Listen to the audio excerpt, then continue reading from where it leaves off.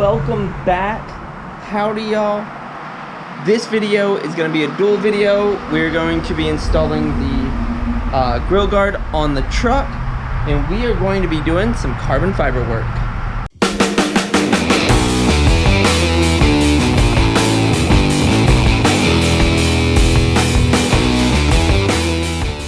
See, we had these pieces laid up in our patented method of covering them in carbon fiber prior to putting the full coats of resin on, so they are ready to go. We just need to mix up our resin and get them on. And then our grill guard is complete. We need to take this out and actually put it up on the truck and see where all these items mount to. Because this is off like a 07, I believe, F250, it's a little bit different than the 04 because of the bumper kind of layout. So we need to get it up and put on to see what we can actually use and what we can't use. But first, we are going to lay up our carbon fiber pieces off of Miata. So these are off of Buddy's Miata. They are little mud flat pieces. He's got some exterior carbon fiber items on there, and these are going to tie in great for his Miata. So let's get these covered in resin so that we can jump out and move our grill out to the truck.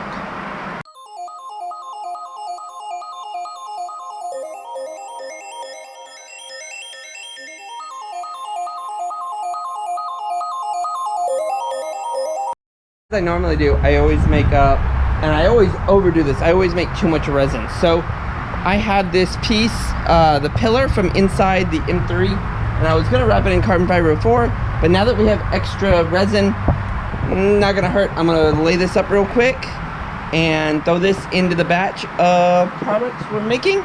So might as well, let's just fab this up real quick.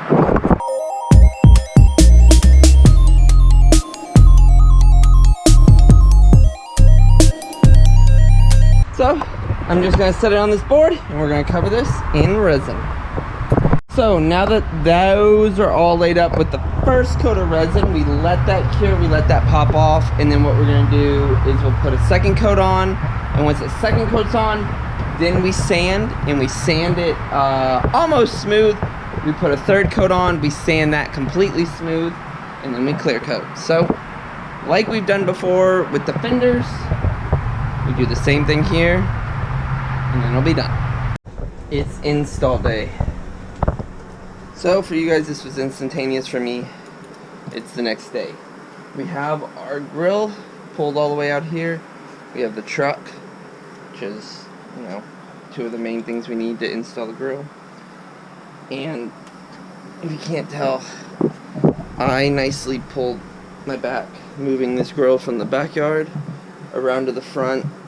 I twisted weird, and I pulled one hell of a muscle in my back.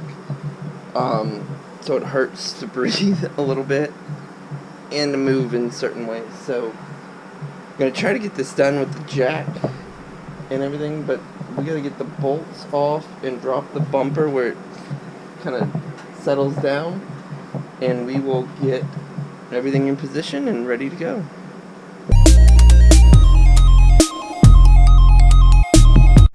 So now that we got those brackets off, our bumper kind of sagged down a little bit, not much, but a little bit. What we're going to do now is we're going to get the grill guard up on the jack stands and start getting it up and into place so that we can get all this lined up to make sure we clear everything, and everything's going to bolt up perfectly fine.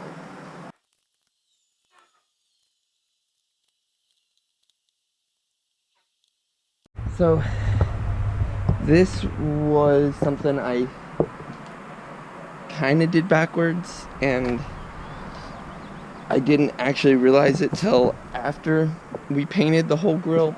But talking with the person that I got this from, it was supposed to be for an 04 to 07 F250. But you can see it looks just like it. Like, you know, the bumper design, he said he had his on the 07, which has a little bit different bumper design than the 04. So I'm gonna show you where we're running into problems. So we are lined up, like the holes, perfect height, everything. This clears right there. So as you can see, we can't go any further back because it's hitting the bumper there. So we have to go back a far distance. So we have to go back a pretty far distance. So what we're gonna have to do is we're gonna have to cut this. As much as I don't want to do that, this is gonna have to get notched up in here and make this curve. So what we're gonna have to do is we're gonna have to take it slow so we don't burn the paint and bubble the paint, and we're gonna have to cut both sides of this completely so it'll fit around the actual bumper itself. So it's not gonna be a direct bolt in. So we're gonna have to make some cuts. So let's get this thing off and set off to the side, and I'll go get the grinder.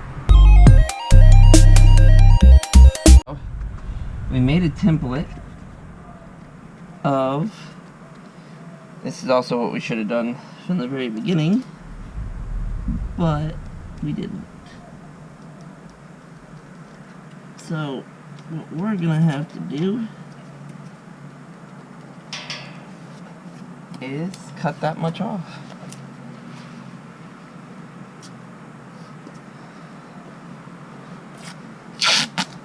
And hope that we don't bubble the paint, which we probably will. It's probably gonna ruin the paint in that little area here, because we gotta go. So basically we need to take that off of the entire thing. So what we're gonna do, we're gonna cut this first, and then we'll work our way back down, and we gotta do that on both sides.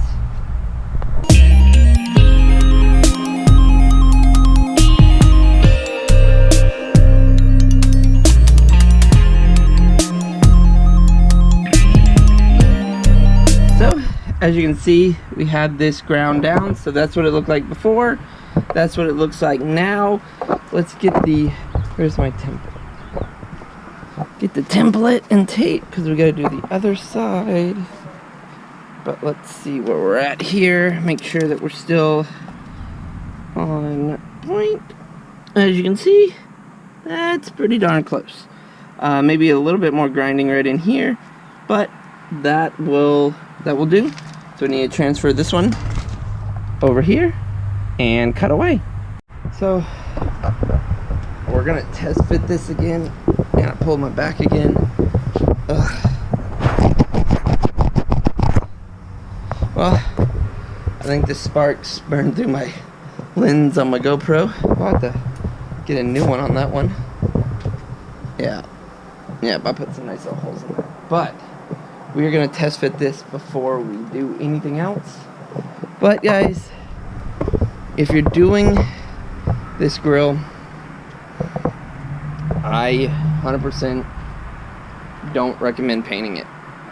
If I could do this again, I would powder coat it.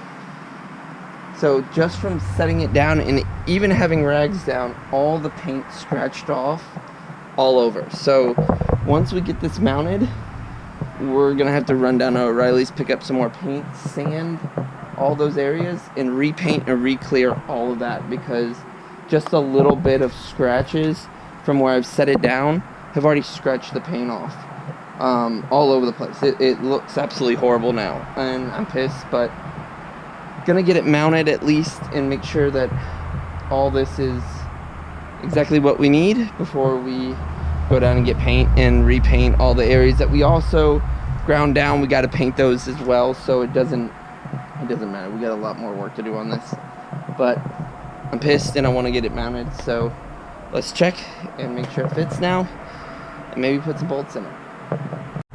So we have it all bolted up. About to take the jack off for the first time. Lower the truck back down. Pull this back. And that looks absolutely fantastic. That is a heck of a grill guard. That actually changes the look of that truck. The color is, it's there. It's good. You can see where some of our scratches there, scratch there, there. So that's all stuff we're gonna have to touch up. But that looks absolutely fantastic. Changes the whole look of the truck, guys.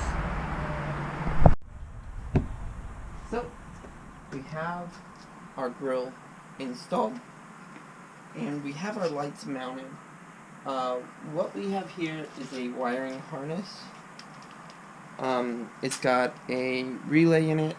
It's got a fusible link in it. I don't know what this goes to. I think this goes to some sort of switching. I'm not 100% positive. And then these two go to either side. Like that. So we're gonna use this. This was for another project, but these are gonna hook up to the lights. We're gonna run this up on the driver's side over here and mount it, click it, and put them in, and then figure out how we're gonna run a switch. I believe these are our switching over here, but I'm not 100% sure, but that's what we're gonna figure out here. Once we get this run, I believe this is our power, ground, and then our switch on and off for the actual lights. So let's get this run, and these hooked up to this, and figure out how we're gonna run all that, and then we'll be right back.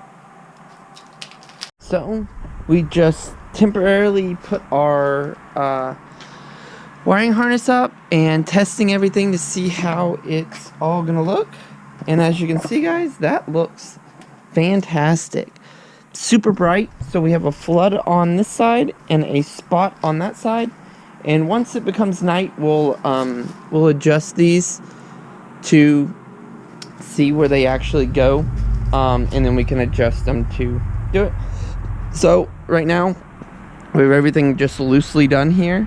So what we'll do is we'll hard mount our switch, hard mount our fuse, and then run our 2 wires all the way in for our actual switch inside the cab, and just run 2 wires into our switch location so we can switch them on and off. So we have all our connections. They're quick connects, but they're all heat shrunk so that they are waterproof and won't come apart. We have all our wiring attached to our battery. Now the only thing we have is this, which this will go up and go into the cab, and that is what's gonna switch the lights on and off. But we have not picked up a switch that I like yet. I kind of like the Ford Hill Descent switch that they have. It's actually got a place in the truck to actually mount, which would be really cool. So we wouldn't have to cut up the dash or anything. It's just a little flip switch. So looking for that, but right now we're gonna run this in, and just all we have. So what we have is we have a power and a switch wire. I'm gonna ground the other one to the body, and then all that switch is gonna do is on off, and it's just gonna switch power to the lights. So we are basically done right now, guys. So we're gonna tuck these wires back up.